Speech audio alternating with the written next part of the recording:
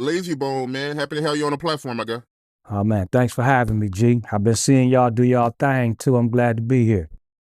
Hey, man, it's an honor to have you on the platform, man. I've been a fan of yours, man, since I can remember, man. So it's an honor to have you, my man. Appreciate it. Out of respect, though, man, before we get into anything, your guy, Crazy Bone, everything good with him, yeah? Yeah, Crazy Bone is doing a lot better. You know what I mean? Still under kind of medical restrictions. Can't do everything, but he up moving, doing his podcast. So he doing really well, man. We happy about that. Yes, indeed, man. Shout out to Crazy Bone, man. I hope he get back right, man. So with that being said, man, I want to get right into it. Eazy-E, how did y'all get discovered by Eazy? Well, I mean, starting from the beginning, like Eazy-E. Eazy-E put us on. He is our mentor. He the reason why we got on, but he didn't discover us. Like, he wasn't out looking for talent. We found him. You know what I'm saying? So we pushed up on Eazy-E. We called his office. Long story short, one-way bus tickets. Way before the internet, one-way bus tickets from Cleveland, Ohio. Lived homeless for about 3 months in California. Called his office every single day till we got some attention. Ended up opening a show for him in Cleveland, Ohio, searching for him, following him, and finally got backstage and rapped for him. And then the rest, here we go. Speaking of that, right? Y'all going to LA looking for Eazy. When y'all was in LA, y'all was trying to get signed to Tone Loc, right? Like y'all went to his house early in the morning trying to rap for him and he shut the door in y'all face? Cause when I had him on the platform, that's what he said happened. He said that y'all went to his house real early in the morning, so he felt the type of way about it. So he shut the door or whatever. You and Bone Thugs, right? What was the issue between y'all, man? Because I seen an interview from Crazy Bone, and he said that, before they were signed to Eazy-E, they tried to rap for you, but you gave them the cold shoulder? I like to know what they said, but they had came to my house, you know what I'm saying, like 2 in the morning. You know what I mean? Come on, 2 in the morning, you know what I'm saying? They came to my house 2 in the morning, from wherever they are, off the plane or whatever, and talk about whatever they had to say, whatever, man. I don't know, y'all, man. Y'all, man, get on. You know what I'm saying, on the real. From your point of view, what happened? Well, first of all, shout out to Tone Loc, because, that's a pioneer. That's an OG in the game that I got mad love and respect for. But what happened was, so we was living in Mansfield, in the Mansfield hood out here in California, in my dude's backyard. So one day they came and told us, we know where Tone Loc live. Now, being like we was just hungry little kids trying to get on, had no idea how disrespectful it was just to pop up at somebody's house trying to rap, you know what I'm saying? So it had to be like probably like 10 o'clock in the morning. We knocking on his door and shit. Tone Loc come out in slippers, smoking a blunt. He like, what y'all niggas want? Something to that effect. And we like, man, we just want to rap, you know what I mean? And like I said, and it happened to me later on, so I understood why he was standoffish, because who pops up at who house trying to get a record deal, you know what I mean? So it was like basically like he heard us for a minute, looked at us, 9 or 10 o'clock in the morning, basically was like, man, y'all little niggas get away from my house, you know what I'm saying? And that was that. And then we got to talk about it like probably 10, 15 years later, you know what I'm saying? So I was surprised that he remembered that. You know what I mean? But yeah, we was out here homeless, man, and we was trying to get on with anybody. So when they said Tone Loc had what? Funky Cold Medina. He had the Wild Thing. Like, Tone Loc was hot. You know what I'm saying? So we pushed up on him and got denied. Access was denied. What was y'all reaction in real time when he turned y'all down like that? Oh, we got turned down, man. We was hot. We like, this nigga, man. This nigga don't want to check us out, man. We trying to do our thing, you know what I mean? But that was young ignorance, you know what I'm saying? But we was hot. Like, we didn't get the opportunity. That was an opportunity for some Cleveland kids, you know what I mean? Just to even stand in his presence was like, man, here go Tone Loc, you know what I'm saying? And then for him not to acknowledge the talent that we felt like we possessed, it was like a slap in the face. You know what I mean? Until I understood it later when Powder P popped up on a Crazy Bone doorstep looking for a record deal. You know what I'm saying? It was like, oh yeah, that is kind of like disrespectful. Like, nigga, don't come over my house without checking in first. You know what I mean? And we was in the Mansfield Gangster Crip hood too. Oh, for real? That's where he was at, yo? Yeah, so it was real. He might have been on the outskirts, but we walked over there, so you know, we didn't know California. I mean, when I did the interview with Tone Loc, he was telling me it was like 2 a.m. But I mean, 10 a.m., I mean, it ain't that bad. I mean, some people wake up at 5 or 6. We probably would have never got an answer if it was 5. He probably would have shot at a nigga or something. But it was early enough to be like, don't come over here with that. You know what I mean? This is my home. But he did say this, though. He did make a good point. He did say that y'all should be happy that, you know, he didn't sign y'all or y'all signed with Eazy-E because y'all went to a better situation. So, you know, he did admit that. So, Well, that's real OG talk right there, because, you know, everything happens for a reason. We came out here looking for Eazy-E anyway, but we were so hungry and thirsty that we would have settled for anything. But I'm glad he did say that, because we did end up in the right hands. And personally, I don't think no other entertainer could have handled the strength of Bone Thugs-N-Harmony. It was too many of us. We was wild. We was fresh out of Cleveland, and we was down for our thing. You know what I mean? So it took a Eazy-E, a gangster rapper who knew how to deal with the psychology of the streets and all that. Like, he knew what to do with us. when y'all first signed to Eazy-E, how was that like? Because, I mean, at that time, it was still the whole, you know, Death Row versus Ruthless thing going on. And when I think about it, y'all was really the only people holding Eazy-E down when that was going on. Well, it was like, yeah, but you know, he had BG Knockout and Drayster and man, all the G's, Cocaine, you know, everybody was still affiliated with Eazy-E. But when we got here, it was like that beef was almost at the end. You know what I mean? So Eazy-E's mentality was like, I don't want y'all in this beef. He was on some real business, you know what I mean? And I believe he was happy because he had another group that he felt that can compete with his group, because he would tell us all the time. He was like, if NWA was together, y'all couldn't with us, right? So we had these debates all the time, like, man, we'll smash y'all, E. You know what I'm saying? So it was like he didn't want us to get into their beef because he had talked to Cube.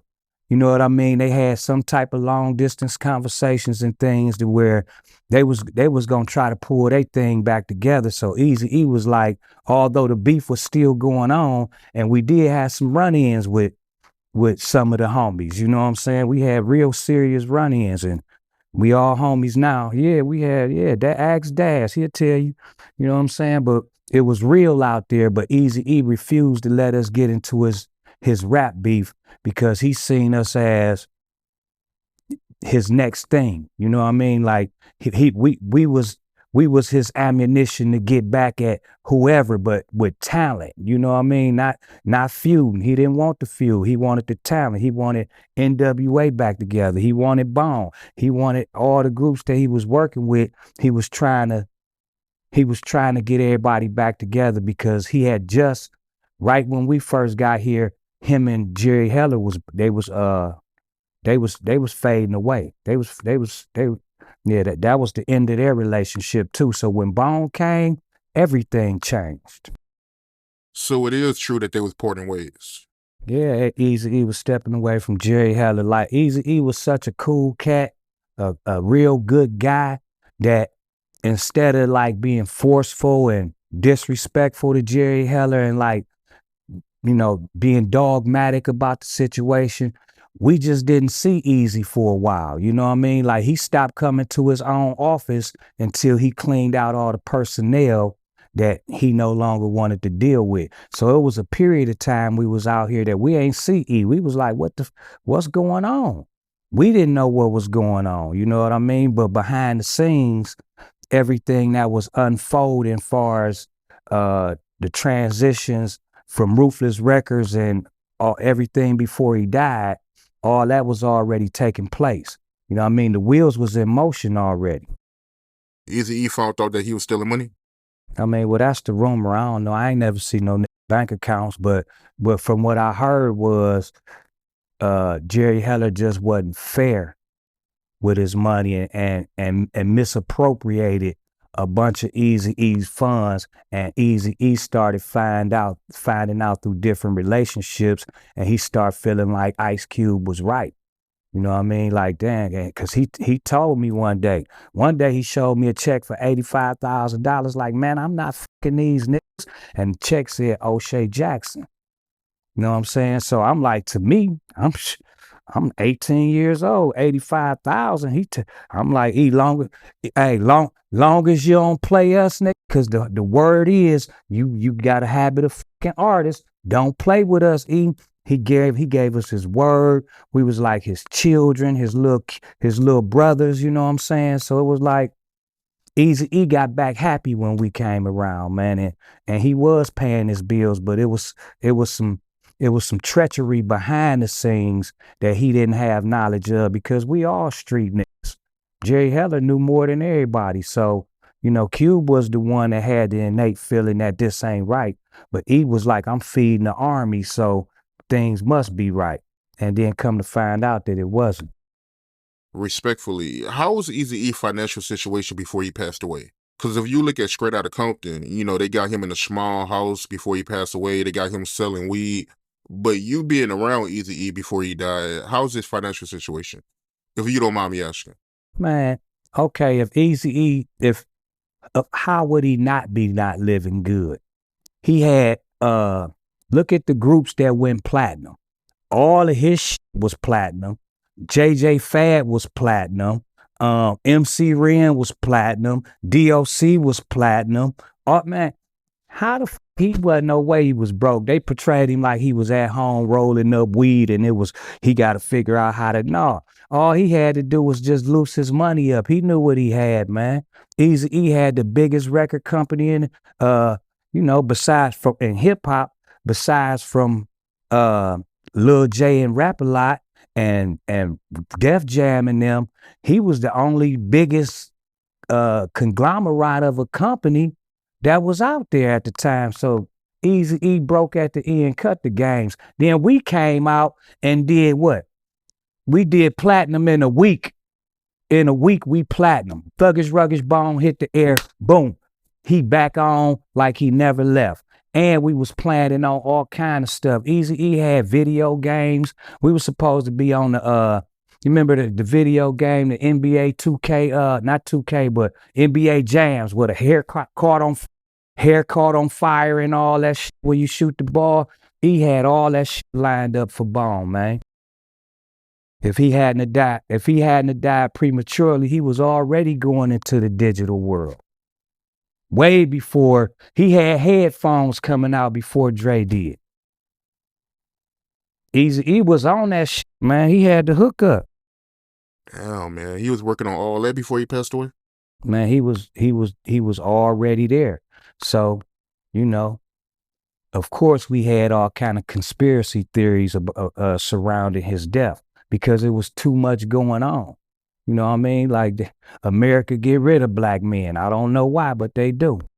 Yeah, let's talk about that, man. I was about to ask you about that. You know, Eazy-E passing away. But before we get into that, right, the Chronic, he was getting a percentage of that, right? Yeah. I mean, from my understanding, you know, they strong-armed him, made him sign something which was illegal. So he was legally signed. Dr. Dre was legally signed to Eazy-E. So in order for him to do anything, they had to negotiate something for Eazy-E to get a split.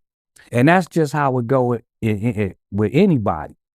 If one of my artists right now leave me and say they want to go somewhere else, okay, you can go, but I already invested this amount of money in you, so I'm going to need this percentage back. And that's how that worked, you know?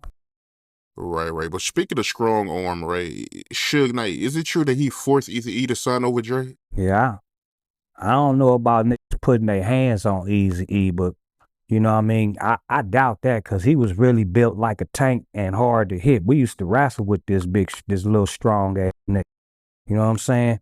So I don't know about nobody just putting their hands on him and trying to take it, but maybe, you know, set a meeting up and try to set a railroad in a meeting with some pistols or something. Maybe that might sound a little more accurate. And then he's smart enough to get the fuck out of there and go, you know, like, okay, now we got a problem. But I don't think he was dumb enough to die in there if they had pistols drawn. And I don't think none of them niggas would have beat the shit out of Eazy-E either without it would have been some moving furniture. Some people would have been hurt because the little nigga was he was like that. From what I knew, I only knew Eazy-E for 15 months. 15 months of my life, I was able to kick it with Eazy-E, and that was it. So, but from what I gathered, wasn't no punk. He was that nigga from Compton. Everybody respected him. They still respect him. Yeah, he is. Man, let me tell you something. It's a little video out here. It's circulating. We all in the studio wrestling and all that shit. Him and Busy got each other up in the airplane. I'm like, get him, B. I'm like, get him, E. You know, but we playing though, you know what I mean? So, but you could tell if a nigga got hands or not. Yeah, he was smooth. He knew how to maneuver. He was low to the ground. Yeah, that's one thing I always hear when it comes to Eazy. If Suge would have put his hands on him, it would have got ugly for him. So, yeah, I believe you when it comes to that, man. But I want to backtrack, right, to Eazy getting AIDS. Do you personally believe Eazy died of AIDS? Yeah, I think he died of AIDS, but knowing what we know now and the education that we know, now you got to remember back then, education on AIDS and HIV was very limited. You know what I mean? People thought you could touch somebody and get it. You know what I mean? But knowing that you can carry this virus inside your body before it start, you know, before your white blood cells and all that stuff start breaking down, it's highly probable that he did. All he rapped about was pussy. You know what I'm saying? So I don't, you know, who knows? But at the same time, it's the way and the manner that it happened, because we was in New York in November, right? We went to the tunnel, Eazy-E, Ice Cube and them talked at the tunnel, boom, boom, boom. They was mending their thing together. Eazy-E had a little coughed in. We was in New York, 30-degree weather. Nigga don't got no coat on.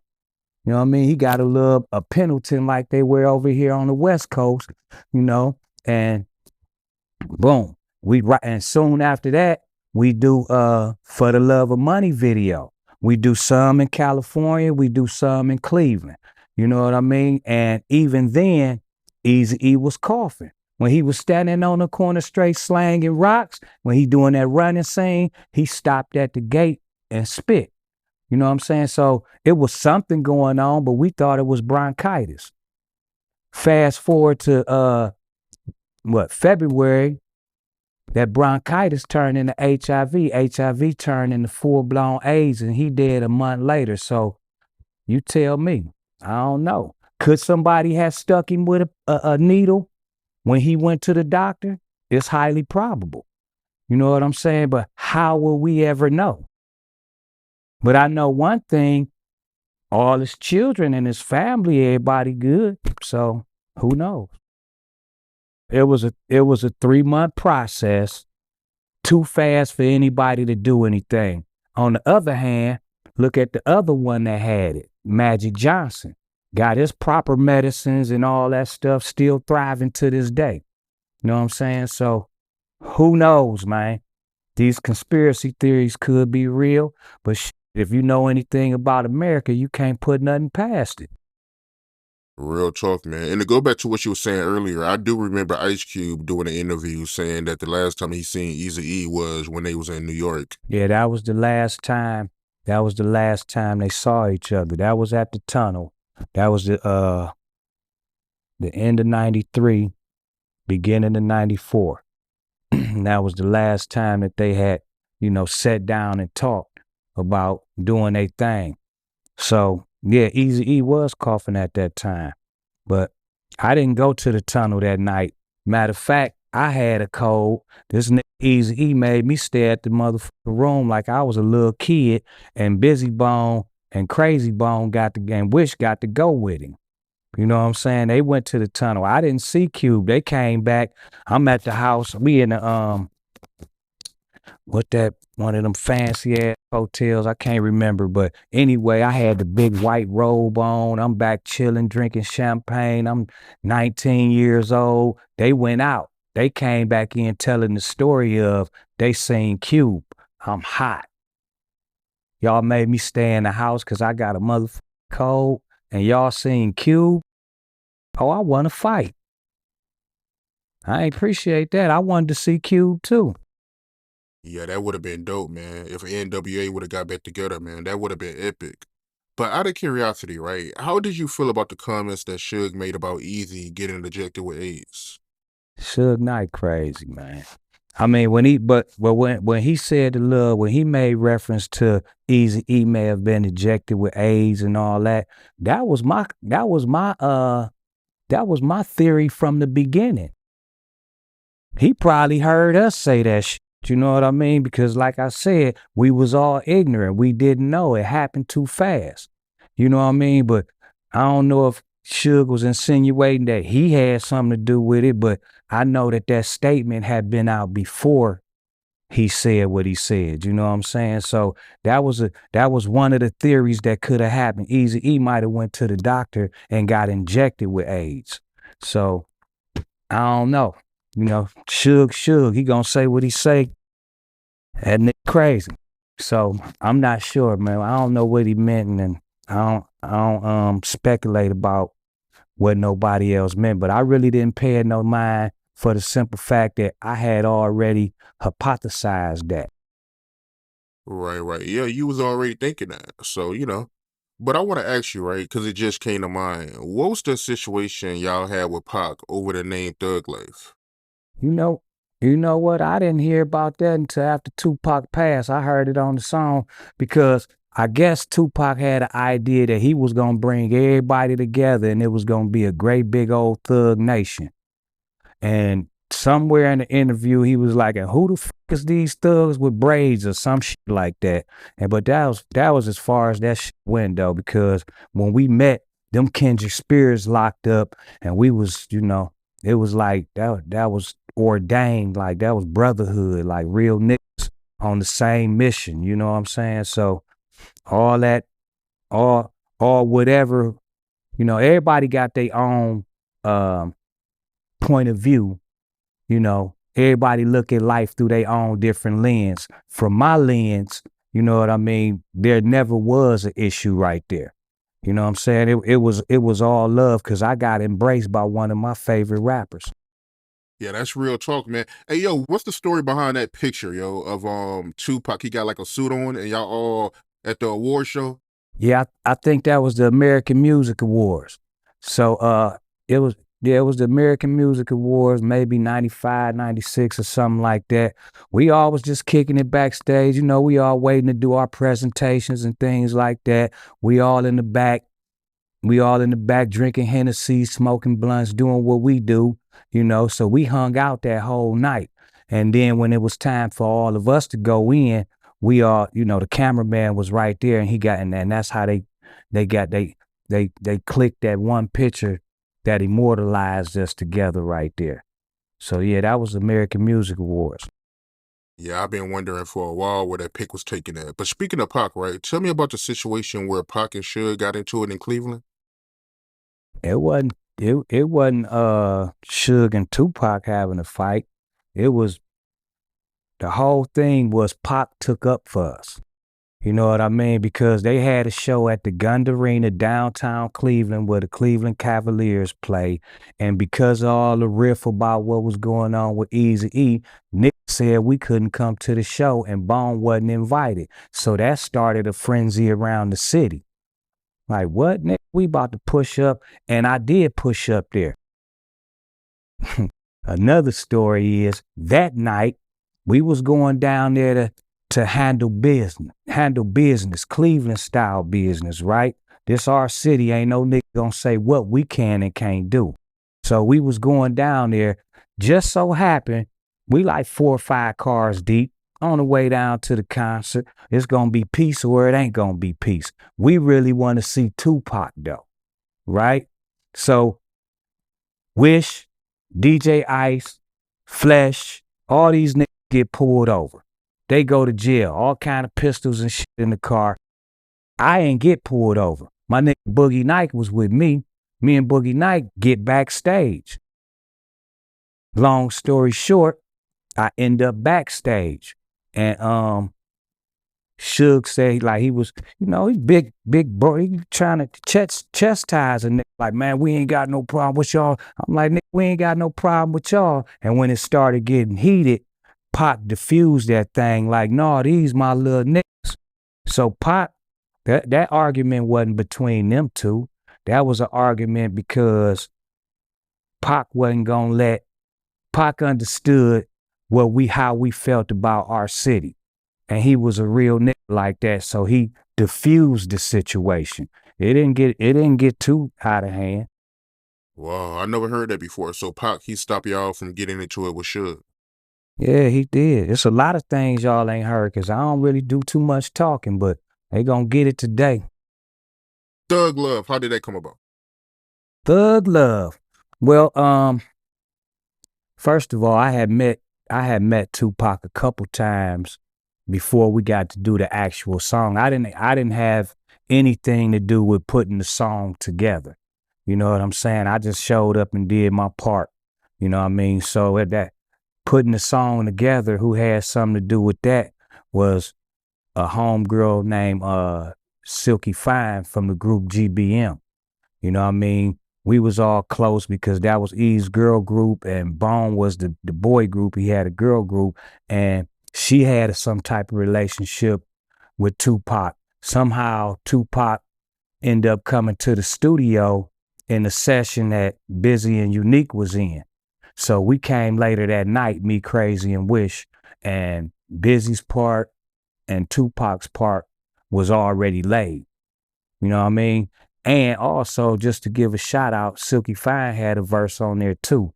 But Ruthless Records pulled the song like, oh, this is a Bone song. And that's how I was blessed to get on the song. And then, and then Busy Bone tried to keep the song to itself too. But I was like, nigga, you got me fucked up, nigga. It's Tupac. And I put my shit right after Tupac. So, that was a little weird story right there. But at the same time, when I did meet Pac, I saw him driving. He pulled up to the Le Parc Hotel in drop top 500 black Benz. The next day I went and got me a ruby red drop top Benz because I'm a Tupac fan. You know what I'm saying? Like I was still sitting at home on the couch wishing to be a rapper when Brenda Had a Baby came out. You know what I'm saying? So I was already we was Tupac fans. Matter of fact, I got a Tupac shirt on. I try to keep him close. I don't know if y'all can see that, but that's my nigga. That's my nigga, man. R.I.P. to Pac, man. But Biggie, right? How did Notorious Thugs come about? All right, well, Notorious Thugs came about. Thugs came about, from my recollection, was Steve Lobel called me and told me that Biggie wanted to do a song with us. He said he talked to Puffy and Biggie wanted to do a song with us. You know what I'm saying? And we was like, hell yeah. You know what I mean? Right off the gate. So all that, whatever, let me clear that one rumor up that said we turned down Biggie Smalls and all. Man, we had never turned down Biggie Smalls. That was our friend, because when we had an issue back in New York a few years earlier, he helped us out of a sticky situation. So we already had a rapport. You know what I mean? Like, he helped us out of a situation that got real sticky, you know what I mean? And him and Wish had a conversation, and that got us about some things. What was the situation? Well, I'll tell you about this. I mean, it's history now.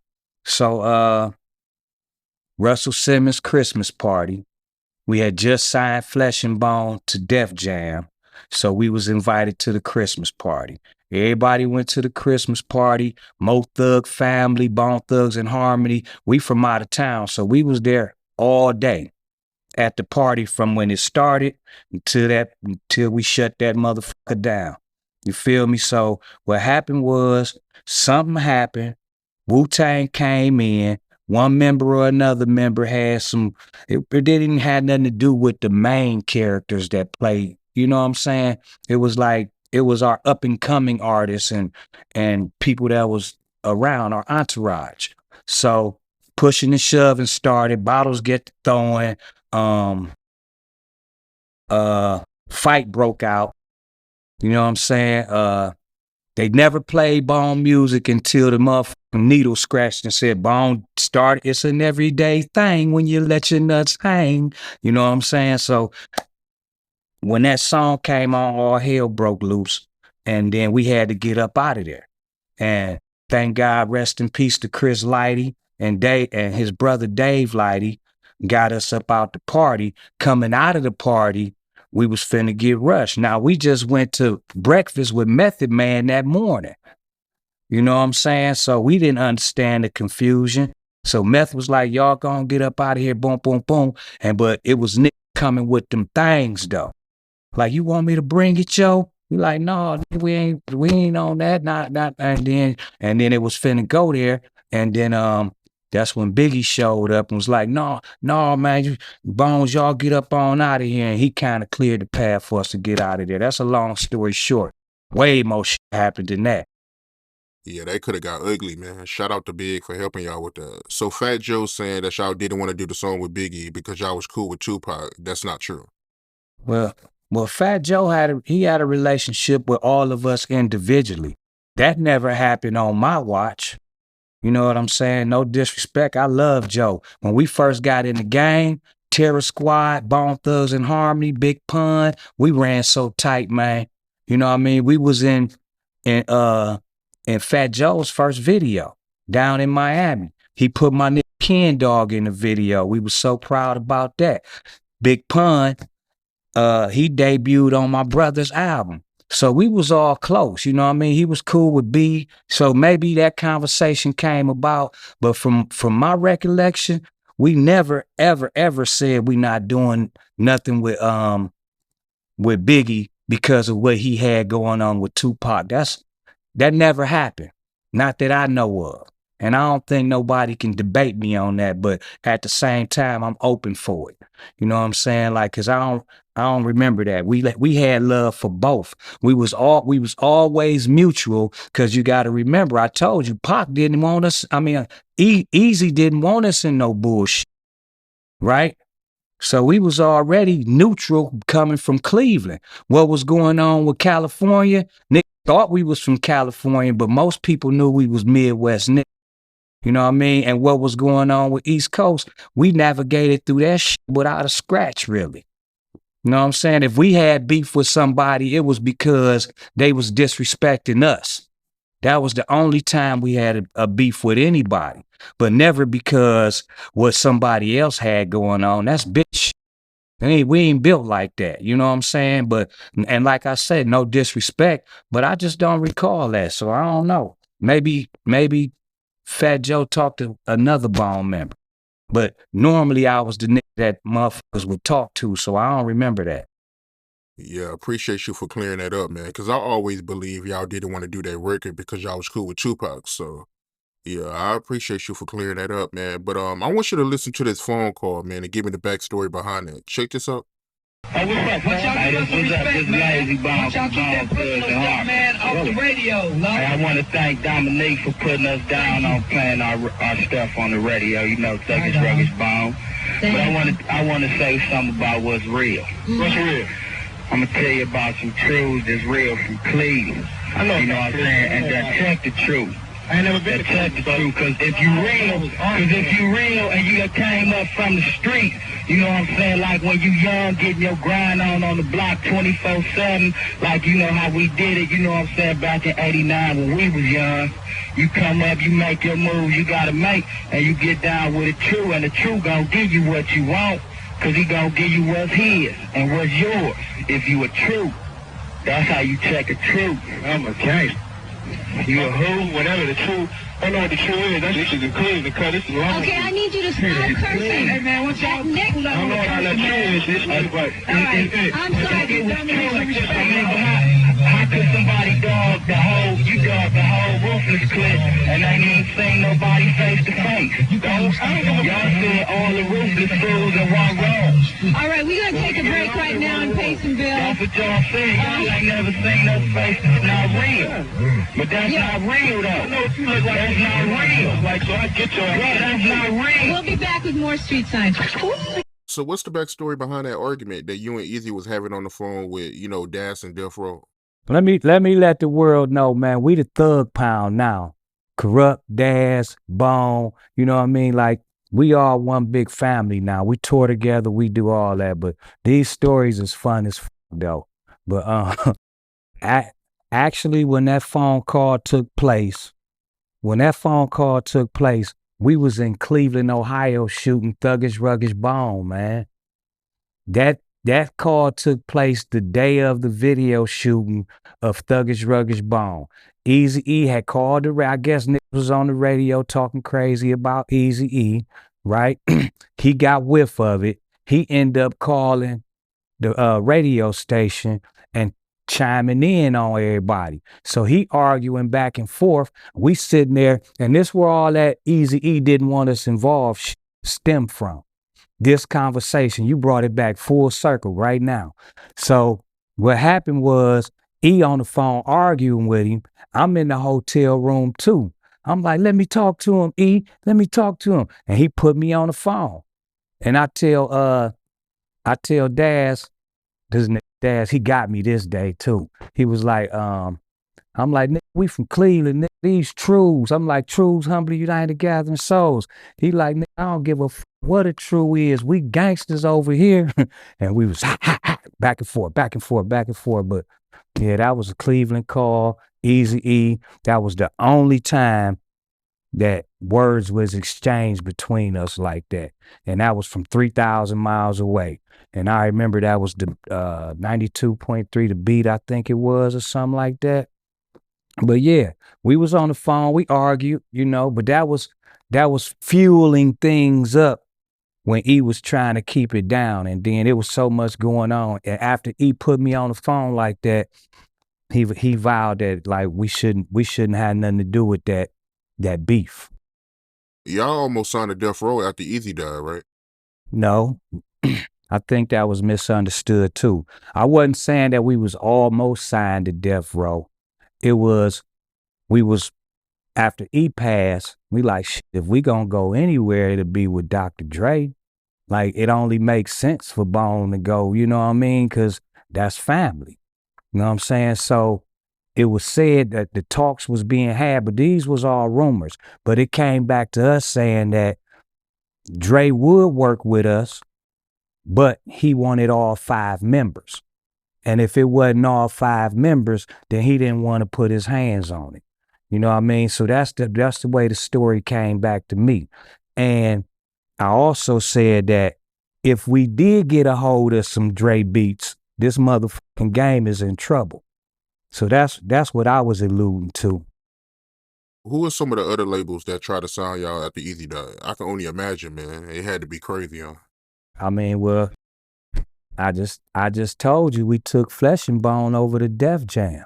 That was Mo Thug, Def Jam, Flesh and Bone. So actually, Leor Cohen's and DMC from Run DMC popped up at my motherfucking doorstep. My mama cooked chicken for these niggas.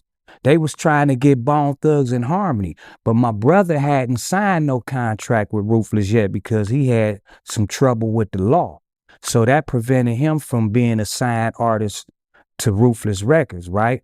So when they showed up at my house, they knew I had Mo Thug Records, so they showed up and I was able to negotiate a deal with the help of my attorney at the time to have Flesh be the first solo artist out of Bone Thugs-N-Harmony, and that's how he got to Def Jam. But you got to remember, it was only 7 major record companies. You had Sony, It's 7 of them. I can't even think of them right now, but it was 7 of them. Everything else was subsidiaries. You know what I'm saying? So every last one of them got at us. And when they couldn't get us, they started going to get artists that sound like us or thought they sound like us. So that's what this industry do. And I didn't recognize that until Lil Wayne start popping. Cause when he start popping, then they wanted a million Lil Waynes. You know what I'm saying? So I'm like, all these old copycat niggas out here, these companies, that's all they do. They look for soon as you find something that's very unique and not like nothing else, everybody else try to be that. And that's what happened to Bone. And that's why the 50th year anniversary, they ain't gonna come get us, man. Because it's too much like right to say that Bone Thugs-N-Harmony created a lane that all these niggas in. Name one rapper that ain't had no harmony or flip-flop flow. Name one. I'll wait. I don't hear you. I'm just with you. Right. And speaking of Ruthless, man, I know I did an interview with Space One, and he was telling me that he was going to sign with Eazy-E. Now that's highly likely. Highly likely. And yeah, and that's one of my brothers from another mother too, Spice One. And they was cool and close. You know what I'm saying? So, you know, at that time, everybody was coming out of old deals, starting a new page. Hip hop was just now commercializing the way that it did. You know what I mean? If you think about the timeline, everybody was gonna come to E, man. For real. Like it was like hip hop, it was blowing up. You had just started getting major sponsors from corporations. They didn't have that shit before like the early 90s and stuff like that. You know what I mean? Will Smith was getting the love, you know, because parents just don't understand. You know, that was the commercial rap. But that gangster shit that we was doing, that shit wasn't getting no love like that until the 90s. Real talk. But that would have been crazy if Pac and Spice One would have signed with Eazy. And that would have been insane, man. But y'all was signed to Tomica right at one point, right? If I'm not mistaken. Yeah. Yeah, we had to deal with Tomica Wright for many years. So everything good. Y'all never had no issues with her. Now, I ain't say we ain't had no issues, but we cool with her though. You know what I'm saying? Like it's family now. Everything, time has settled the dust on everything. Now we can see clearly, but you know what I mean? Like it was many, it was a lot of opposition there before, you know what I'm saying? I just speak personally. The only problem I ever had was with Tomica Wright was when she changed the order of my solo album. That pissed me off. Everything else, like the money and all that, like I always knew where my money was. So I knew I wasn't getting so whoever thought that was probably mismanaging their shit. My beef, because I took Crazy's album and Busy's album, and we took them to Relativity, right? I was the third member to do a Flesh Dish Def Jam, Busy, Crazy. I took them Mo Thug Relativity, and then my loyalty to Eazy-E brought me back to Ruthless, and I thought that would be the best place for me to be able to do what I wanted to do. And then I got into a little back and forth spat with her about how to do my shit. And that was the problem I had with her. I had a song called As the Rain and an intro that we use to this day. You know what I'm saying? This intro, boom, boom, boom, boom, boom, boom, boom, boom. And my album was supposed to start like that. She took my album and switched it around to her likings, and that's when I hit the roof. I had to do a video called Make My Day. Shout out to Baby S, because that's my nigga. You know what I mean? But I had to go up to Big Bear and do some shit in the snow when the beat was a marching beat, and I wanted to go down south and attend a black college. You know what I'm saying? With the marching bands and shit. So my difference with her became artistic. And whoever else had a beef, then I'm going to let them speak for their own self. Yeah, I feel you, man. But I had to ask you, man. I mean, because over the years, man, you hear all these stories from Eazy-E kids, and you hear them talking about the money issues and everything, and you hear stories about how she got Eazy-E to sign everything over when he was on his deathbed. So, I mean, when you hear that, man, that's crazy, man, to hear. Yeah, I mean, well, I really, really, really never got into what happened with that. You know what I mean? That's something for Lil Easy to talk about. But like me personally, I never got into that. All I know is, all I know is I'm close with Lil Eazy-E, and if he want to address that, he can. You know what I'm saying? But as far as how they life went after that, I was so busy dealing with my own demons and shit like that. I had no time to pay attention to that because when he died, all the money got stopped for a minute. It was caught up in the courts. We was dealing with attorneys we didn't know. You know what I'm saying? People that we had never seen around Ruthless. So everything changed for a minute until we got reacquainted again and and fell out again and reacquainted again and fell out again. And, that was the process. It's like people got kids, man, and kids done grew up in this stuff. So me, myself, I ain't gonna say nothing that'll offend the children because I love the children. You know what I'm saying? So whatever these grown folks had going on, they need to straighten that shit out. Right. Yeah, man, I feel you, man. I definitely understand. That topic, man, is sensitive. So I get it, man. But I did want to ask you, the record, Thuggish Ruggish Bone, how did that come about? Oh, well, Thuggish Ruggish Bone, that was probably like our first day in the studio with Eazy-E. We went to the studio and he had this girl, Shatasha Williams, was in the studio. And I guess she was auditioning for Eazy-E. You know what I mean? But me, I heard her singing. I'm like, boom. And then we was working on this song called Thuggish Ruggish Bone that we didn't have a hook to. So I was like, it's the Thuggish Ruggish Bone. And she just took off singing that shit. You know what I mean? So it was that simple. Studio session, Eazy-E conducting some type, he looking at talent, for lack of better words. He's looking at the talent. She's singing for him. And I blurt out the Thuggish Ruggish Bone, and she put the melody with it. You know what I mean? Learned our names and did our names at the end. And that was that. Shout out to Shatasha too, because I wish she would have did a whole lot more after that because that voice was powerful, still running to this day. Yeah, I heard that y'all was outside smoking and y'all heard her singing, and that's how y'all found out that she could sing. Yeah, we was outside back in the parking lot, and we was blowing, and she was singing for Eazy-E, and that's how that took place. You know what I'm saying? But Thuggish Ruggish Bone was already in my mind. That was already a thing. You know what I'm saying? She just had the vocals to deliver that shit in a way that we couldn't. It probably would have been a fast chorus line had she not been there. But thank you again, Shatasha. Joel. I did an interview with Joel 2 years ago. R.I.P. to Joel. I don't know if you came across this interview, but I want to get your opinion.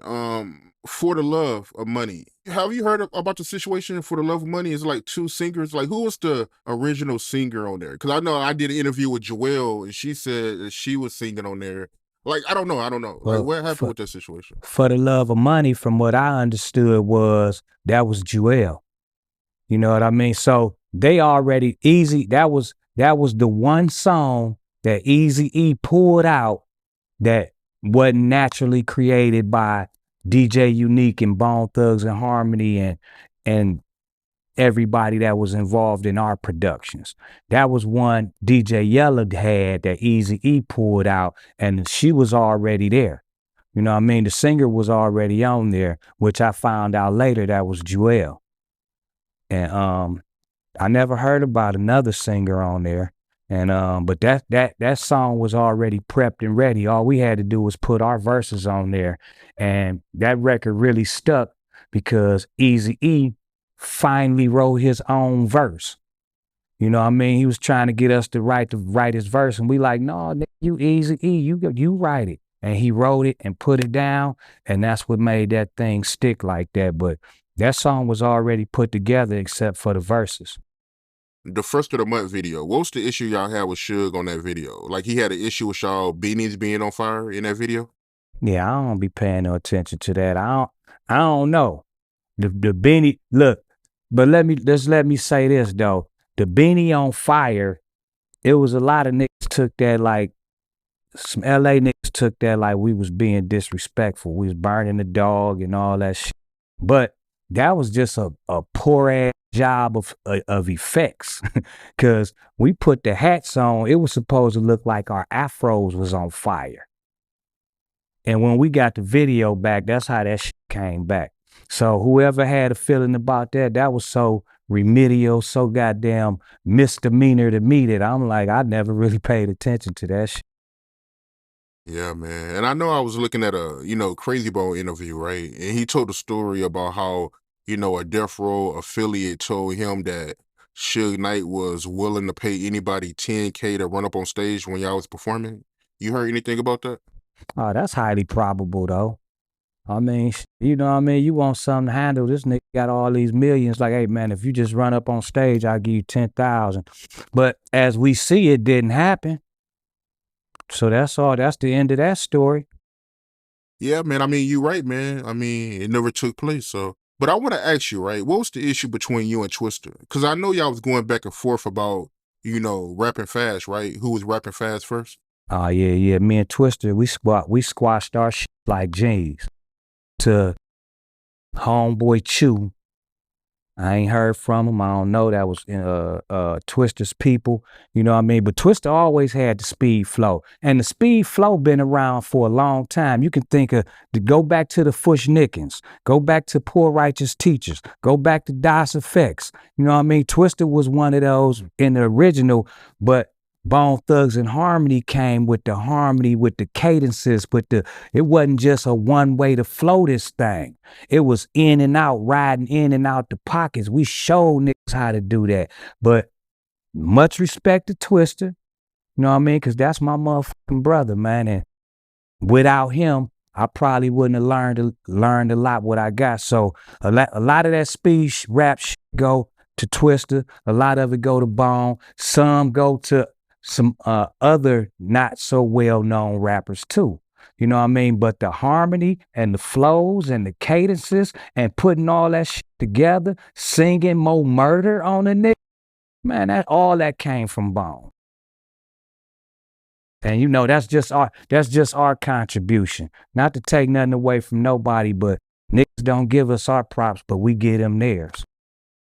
Real talk, man. And Eazy, I want you to go into detail about this. Tell me about how Eazy, he used to stop y'all from going to Cleveland for y'all wouldn't get in trouble. Oh yeah, well, Eazy thing was to protect his investment. You know what I mean? Like when we first got to California, it wasn't too many people that was allowed around us except for like the Black Hole of Watts niggas. You know what I'm saying? He put us with a group of niggas, the Black Hole of Watts, that if we wanted to go out and have a good time, then we were supposed to hang with them. You know what I'm saying? But he kept us well protected and well guarded, man, because we was his investment. You know what I mean? He knew we was wild. He wouldn't let us go to Cleveland. We couldn't go to Cleveland. He like, man, I just put such and such and such into this. We're not finished with this project. But we wanted to go home and floss. He knew better than that. You know what I mean? Like I said, we was his investment. What was Eazy plans for y'all before he passed away? I mean, well, Eazy-E's plans for Bone Thugs-N-Harmony before his untimely demise was we was about to take this motherfucker over, flat out. He knew nobody couldn't f with us. He didn't even want us to rap a lot. He wanted us to sing more than we rap. He was like, man, do that singing shit. Like, no, he let us rap on these niggas. You know what I'm saying? But the whole bottom line, like I said, he was already in the digital world. He was already making plans for Bone Thugs-N-Harmony. So he wanted to make us bigger than Dog Pound, bigger than NWA. That was his plans. he wanted to see that we had a better record deal than what was already given out. You know what I'm saying? So he was protective of us, man. Gotta protect the investment, man. Gotta do that, man. Got to, man. So I want to ask you, man, how you feel about the current state of hip hop? Well, I mean, the current state of hip hop to me, it's really the same way it always been since I started listening to hip hop. You always had your whack ass artists. You always had your super dope ass artists. You had your conscious rappers. You had your dancing rappers. You know what I mean? All the elements, nothing never really changed. You know what I'm saying? It's just with the abundance and the quantity of stuff that can come out now because via the internet, it just seemed like it's a bunch of fucking trash. But if you dig deep in your crates, like we used to do with the records, then you will find some dope ass gems out here. So I'm not upset with the current state of hip hop. I think it's some dope ass young artists out here, and I ain't gonna say no names. And it's some whack ass artists out here, and I ain't gonna say no names. But I'm just saying, from me being a hip hop artist since 1983, I wrote my first rap, right? And that was me writing down Run DMC shit. So I've been through every fad, the high top fade, the my Adidas, the everything you can think of, the khaki suits, the NWA, the Big Daddy Kane Smooth, the polka dots with Kwame, everything. I've been through every fad of hip hop. You know what I'm saying? So it always been like this. It's just now that the internet is here, it's just oversaturated with whack shit because you don't have nobody doing artist relations. Everybody think they can do it and not understanding that it's a real science to putting music together. What's your top 5 of all time when it comes to rap groups? Top 5 rap groups. Oh my goodness.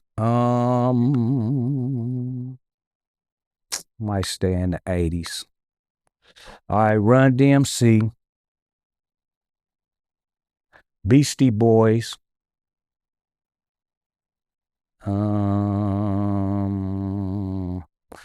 this one of my favorite, Poor Righteous Teachers. I used to be in love with Houdini. And let me give you one from the 90s. Bone Thugs-N-Harmony. Oh, you saying exclude us? I can't do that. NWA, Public Enemy, Beastie Boys, Run DMC, Poor Righteous Teachers. I like that. That's a good. One last thing, Mobb Deep. Y'all had a situation with Mobb Deep, yeah? Nah, we actually didn't have a situation with Mobb Deep, but when that East Coast, West Coast shit was going on, so when we used to move through like the award shows and stuff like that, like they would put this group in this room so this one go through the hallway, this group in this room, and then one time, we was all they put Bone Thugs-N-Harmony and Mobb Deep in the same room before anybody realized what it was, and we looking at them niggas like, oh, it's about to go down. They looking at us like it's about to go down. But nothing transpired. It was just like real quick. Right. Great interview, man. Very insightful, man. You definitely, set the record straight when it came to a lot of stuff, man. So we definitely got a great interview, man. We got to run this back, man. We definitely got to run this back. So with that being said, man, before we end this interview, let the people know what you got going on. Oh, man. Oh, man. So I got a couple new videos out right now, right? One called Let's Eat, one called Pillar, and what else I got going out? But anyway, the new album is called Hypnotic Rhythms. I released it a couple weeks ago. It's available on all digital platforms. You can go to LayzieGear.com if you want a physical copy of the album. We working, man. I got me and Tiny finna do a video. You know what I'm saying? I got one video coming too about mental health. You know, I think that's gonna be very, very important. Oh, by the way, that me and Tiny, we fly than ever. So yeah, that's gonna hit hard. And then man, I got my children coming out, you know what I mean? Little Stevie's music is out on the internet. It's called Steve, his name is Stephen House, Steven Trinity. You know, we got Sequoia Winter out there. She got a single out, a couple new singles out. One is A Place, one is LA Baby. Man, I got my book of poetry I'm gonna finally release. You know what I mean? I'm one of my goals is to do my own movies. You know what I mean? So being this is the content age, I want to do a couple movies independently myself. So it's a bunch of things that I aspire to do, man. We out here on the road, Bone Thugs, we still strong. You know what I mean? We plan on touring. We got the 30th year anniversary this year. 1994, June 24th, Thuggish Ruggish Bone came out. So this year, it'll be the official 30th year of our very first major release. You know what I mean? So we'll be supporting that. And everything else, man, follow me on the gram, The Real Layzie Bone. My Facebook is the official Layzie Bone. My website is officialharmonyhouseent.com. But all that information you can find on my Instagram. You know, I'm working with artists and I'm in production mode. We also got a couple podcasts we doing, so we gonna do it too. We got the Tipping with Tiny podcast coming, and we got the Lounging with Layzie podcast coming. Tipping with Tiny first, and more things to be. Anything else I need to say, baby? That's it. That's all. Yeah, the floor is yours, yo. Whatever you want to say. I just want to say, you know, for real, like, I just want to tell our fans, despite any manipulation, any deception, anything the world tried to tear Bone Thugs-N-Harmony apart, we are a family. You know what I'm saying? So we gonna deal with our matters as such. You know what I mean? Anybody that step out of line of that, that's on them. But at the same time, we deal with our function as a family, right? And I wanted to say thank y'all for, man, supporting us through all the ups and downs, the 1 man, the 2 man, the 3 man, the 4 man, the 5 man group. All of it is Bone Thugs-N-Harmony at the end of the day. And we appreciate all the support. You know what I mean? Because it been a hell of a roller coaster ride for us. Absolutely, man. Absolutely, man. Everything going good though with Busy and Crazy. Everybody, y'all good, right? We blessed by the best, man. I'm just saying, you know, we brothers though. You might see us squabbing in the middle of the street. Just don't jump in it, because we'll jump you. Wishbone, where Wishbone at, yo? Wishbone, he in Cleveland. He doing his thing. You know, Wishbone, we call him the lieutenant at arms, man. He don't really give a fuck about putting out no music like that. He care about keeping this family and this brand strong. Well, I appreciate the platform, man. I see your numbers going up. Weekly, I see your numbers going up. So you keep doing what you doing, man, and God bless, my bro.